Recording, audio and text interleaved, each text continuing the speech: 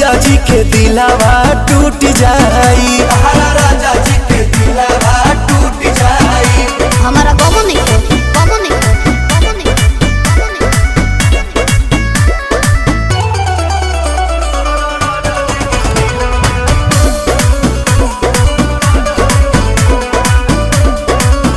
खिसियालू कहे रिसियालू कहे गरम आलू तो फेंक देलू आलू कहे चालू तो बोलो ना जानू कहे हमसे भइल बाटे भाजी धोखा, एही आलू के मिस देब चोखा झाई।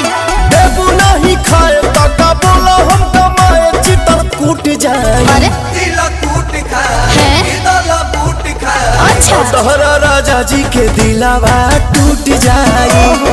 राजा जी के दिलावा टूट जाई। तोहरा बोलमू के दिलावा टूट जाई।